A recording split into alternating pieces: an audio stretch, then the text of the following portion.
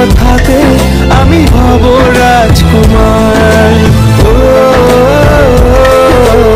মুখে দেব তুইলে, প্রেমের বাক্স দেব খুইলে। হ্যালো এভরিওয়ান, কেমন আছেন সবাই? আশা করছি অনেক অনেক ভালো আছেন। আজকের এই ভিডিওতে আমরা এমন তিনজনকে দেখব যারা কিনা এই ঈদে সর্বোচ্চ ব্যবসা সফল চলচ্চিত্রটিতে একসাথে রয়েছেন। শাকিব খান, সিয়াম এবং আফরান নিশোর জীবনের প্রথম ছবি এবং তাদের জীবনের টার্নিং পয়েন্ট এবং তাদের জীবনের বর্তমানের প্রজেক্টগুলো নিয়ে থাকছে আজকের এই ভিডিওটি। আজ তোমায় আমি এনে দেব জোছনা। শুরু করা যাক অন্য কাউকে নয়, মেগাস্টার শাকিব খানকে দিয়ে। শাকিব খানের জীবনের প্রথম চলচ্চিত্র অনন্ত ভালোবাসা। তোমারই মিষ্টি হাসি বড় যে বাংলাদেশি। আজ থেকে 25 বছর আগে বাংলা চলচ্চিত্রে এই ছবির মাধ্যমেই অভিষেক ঘটেছিল তার। এ ভালোবাসা চলবে সূর্য যতদিন জ্বলবে। এরপর করেছেন একের পর এক চলচ্চিত্র যেগুলো পেয়েছে দর্শকের ভালোবাসা, কিন্তু তার জীবনে হঠাৎ করে যে ছবির মাধ্যমে টার্নিং পয়েন্ট আসে সেটি হচ্ছে তার প্রিয়া আমার প্রিয়া মুভিটি।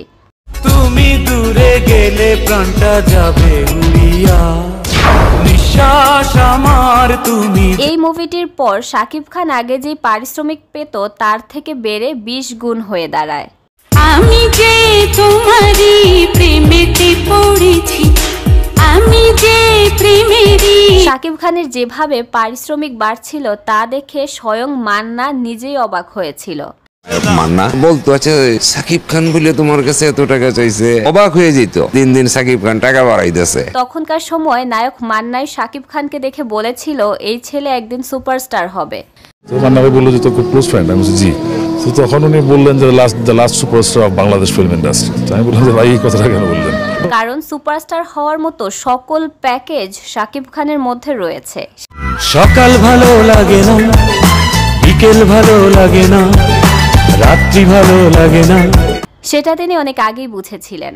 শাকিব খানের জীবনের দ্বিতীয় টার্নিং পয়েন্ট কিংবা তার জীবনের সেকেন্ড ইনিংস বলা হয় তার প্রিয়তমা মুভিটিকে। যতনে তোমাকে রেখে এই মনে লুকিয়ে ভালোবেসে বেসে যাব।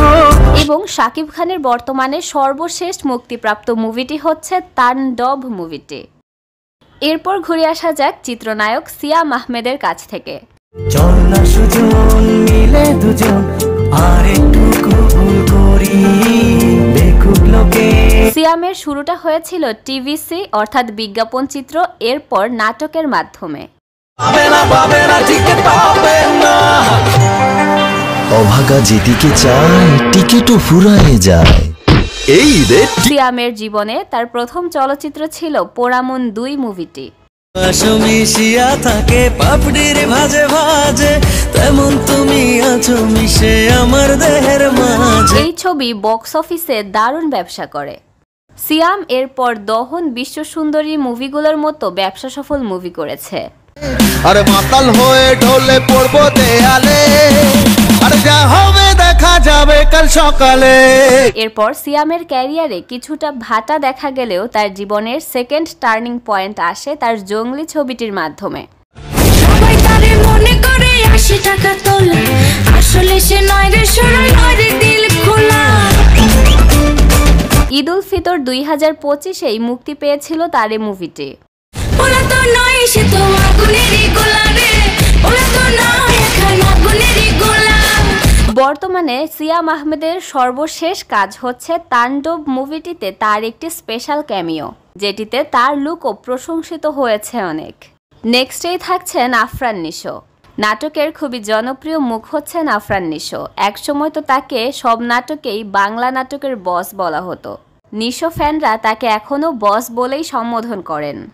আমরা দুজন দুজনারই প্রেমের দুনিয়ায়, তুমি ছুঁয়ে দিলে হায় আমার কি যে হয়ে যায়। কিন্তু ছবিতে অভিষেকের পর নাটককে বিদায় জানিয়েছে আফরান নিশো।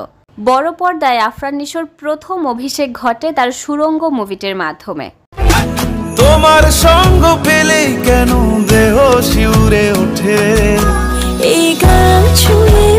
ফিতর 2025-এ তার মুক্তি পেয়েছিল দাগি নামক আরও একটি চলচ্চিত্র। আমায় দিও একটুখানি ছুঁয়ে, আমায় দিও একটুখানি মন।